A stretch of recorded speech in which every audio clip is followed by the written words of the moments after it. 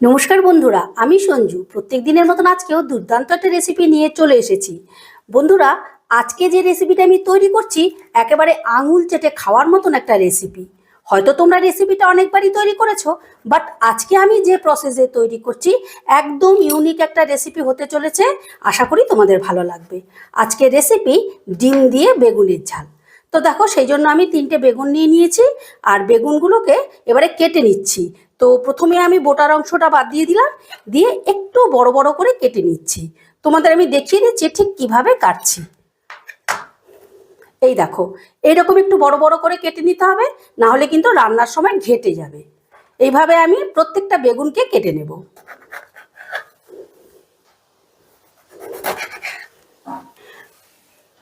সমস্ত বেগুনগুলোকে কেটে নিয়ে এবারে কি করব বলো তো, গামলায় একটুখানি আমি জল নিয়ে নিয়েছি। জলের মধ্যে দিয়ে দিচ্ছি হাফ চামচের মতো নুন, আর নুনটাকে বেশ ভালো করে গুলিয়ে নিতে হবে। তারপর এই বেগুনগুলোকে আমি নুনের মধ্যে চুবিয়ে রাখবো। তাহলে কি হবে, বেগুনগুলো ভাজার সময় তেলটাও কম টানবে, বা বেগুনগুলো খেতেও খুব ভালো হবে। বেগুনগুলোকে চুবিয়ে আমি 5 মিনিটের মতো রেখে দেবো। এইদিকে দেখো, 3টে ডিম নিয়ে নিয়েছি। এবার ডিমগুলোকে আমি একটা পাত্রের মধ্যে ফাটিয়ে নেব।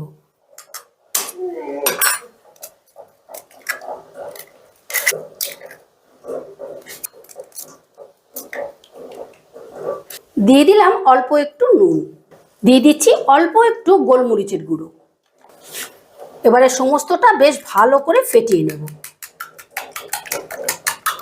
এবারে 5 মিনিট বাদে রান্নার জন্য গ্যাস ধরিয়ে কড়া বসিয়ে দিলাম, আর কড়াই দিয়ে দিচ্ছি বেশ খানিকটা সর্ষের তেল। তেলটা বেশ ভালো মতো গরম হয়ে গেলে দিয়ে দিলাম অল্প একটু নুন, দিয়ে দিলাম অল্প একটু হলুদ। এবারে নুন আর হলুদটা তেলের সাথে বেশ ভালো করে মিশিয়ে নিয়ে প্রথমেই আমি বেগুনগুলো ভেজে নেব।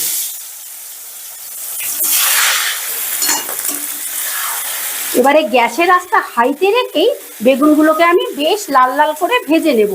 বেগুনগুলো গ্যাসের আঁচটা কিন্তু হাইতে রাখতে হবে, না হলে বেগুনটা তেলটা একেবারে টেনে নেবে।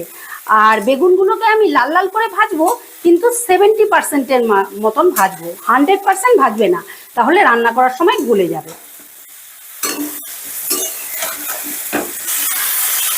দেখো, বেগুনগুলো আমি 70%-এর মতন ভেজে নিয়েছি। বেগুনগুলো যখন এরকম হালকা কালার চেঞ্জ হবে তখনই তুলে নিতে হবে। এবারে আমি বেগুনগুলোকে তুলে নিচ্ছি।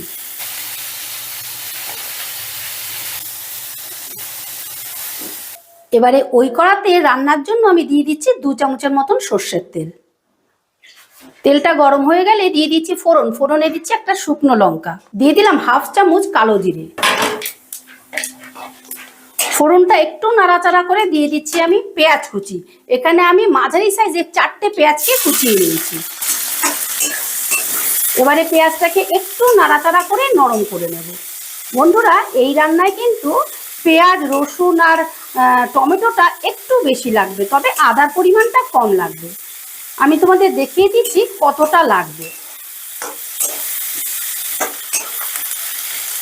পেঁয়াজটা একটু নাড়াচাড়া করে নিয়েই যখন নরম হয়ে যাবে তখন দিয়ে দেবো আমি আদা আর রসুন কুচি। এখানে আমি 2 কোয়া মতন আদা আর গোটা একটা রসুনকে কুচিয়ে নিয়েছি। আদাটা একটু কম দিতে হবে, রসুন আর পেঁয়াজের পরিমাণটা একটু বেশি দিতে হবে। আদা রসুনটাকে একটু মিশিয়ে নিয়ে দিয়ে দিচ্ছি টমেটো কুচি। এখানে আমি বড় সাইজে 2টো টমেটোকে কুচিয়ে দিয়েছি। একই সাথে দিয়ে দিচ্ছি চেরা কাঁচা লঙ্কা। এখানে 3-4টে কাঁচা লঙ্কাকে আমি চিড়ে নিয়েছি। বন্ধুরা, এখানে আমি 3টে ডিম আর 3টে বেগুনের পরিমাণ অনুসারে মশলাটা দিয়েছি।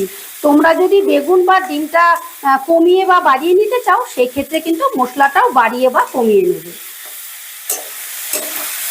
রসুন, পেঁয়াজ আর টমেটোটা যদি একটু বেশি দেওয়া যায়, এই রান্নাটা খেতে কিন্তু অসাধারণ লাগবে। এবার এটাকে আমি বেশ ভালো করে কষে নেব। যতক্ষণ এর কাঁচা গন্ধটা না যাচ্ছে ততক্ষণ কষে নেব। মশলাটা বেশ কিছুক্ষণ কষার পর যখন কাঁচা গন্ধটা চলে যাবে তখন দিয়ে দেবো গুঁড়ো মশলা।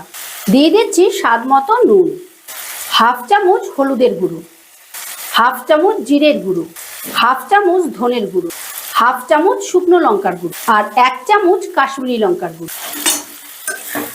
এবার মশলাটাকে বেশ ভালো করে কষে নেব। বন্ধুরা, আমি এখানে আমার প্রয়োজন মতো ঝালটা দিয়েছি, কাঁচা লঙ্কাও দিয়েছি, শুকনো লঙ্কাও দিয়েছি। তোমরা অবশ্যই তোমাদের প্রয়োজন মতো ঝালটা দিও। এবার মশলাটাকে বেশ কিছুক্ষণ কষে নেব, যতক্ষণ না মশলা থেকে তেল ছেড়ে দিচ্ছি।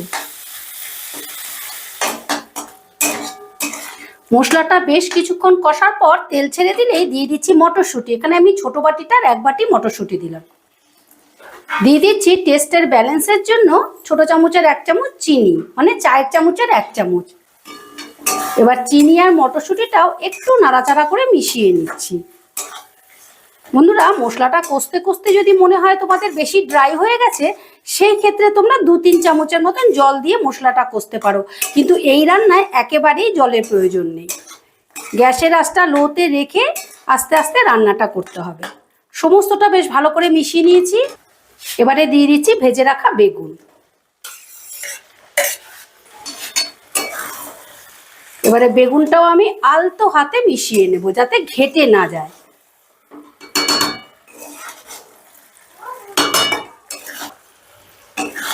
বেগুনটা মশলার সাথে আলতো হাতে মিশিয়ে নিয়ে এবারে আমি 5 থেকে 6 মিনিটের জন্য ঢাকা দিয়ে দেব, কিন্তু গ্যাসের আঁচটা একদম লোতে রাখতে হবে। বেগুনটা রান্না হতে হতে এদিকে আমি আরেকটা ওভেনে একটা প্যান বসিয়ে দিলাম। তার জন্য দিয়ে দিলাম অল্প একটু সর্ষের তেল। তেলটা গরম হয়ে গেলে দিয়ে দিচ্ছি ছোট চামচের 1 চামচ বেসন। এবার বেসনটা একটু ভাজা ভাজা করে নেব, কিন্তু গ্যাসের আঁচটা একেবারে লোতে রেখে কিন্তু ভাজা ভাজা করতে হবে। বেসনটা ভেজে নিয়েই দিয়ে দিলাম ফেটিয়ে রাখা ডিম।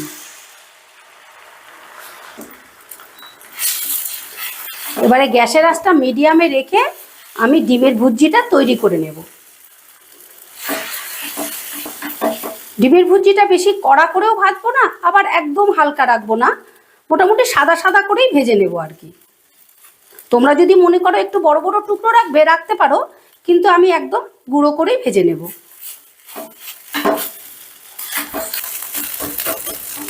দেখো বন্ধুরা, ভুজিটা একদম গুঁড়ো গুঁড়ো করে নিয়েছি।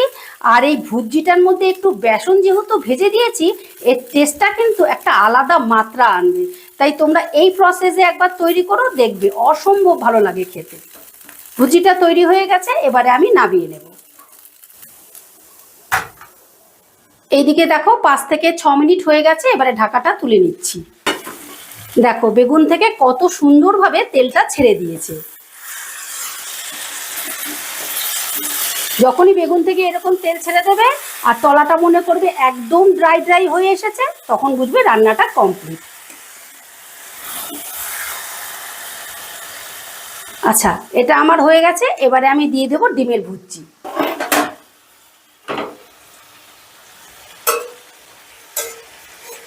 এইভাবে রান্নাটা করলে এত অসাধারণ লাগে, রুটি লুচি পরোটা যেটাই খাও না কেন অসম্ভব ভালো লাগে। ছোট থেকে বড় প্রত্যেকে কিন্তু চেয়ে চেয়ে খাবে। তাই প্লিজ তোমরা একবার হলেও এই রেসিপিটা ট্রাই করো। এবারে আমি ডিমের ভুজিটা বেগুনের সাথে আলতো হাতে মিশিয়ে দেব।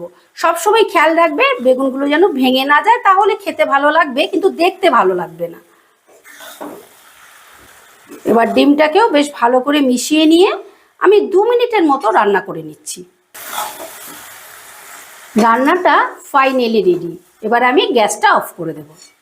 এবারে আর কিছুই দিতে হবে না, শুধু টাটকা একটু ধনেপাতা দিয়ে দেবে, তাহলে ফ্লেভারটা দারুণ আসবে।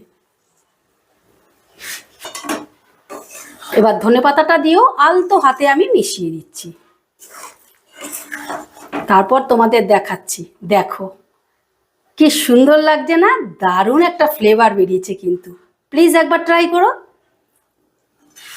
এবারে 2 মিনিটের মতন স্ট্যান্ডিং টাইমে রেখে তোমাদের পরিবেশন করে দেখাচ্ছি।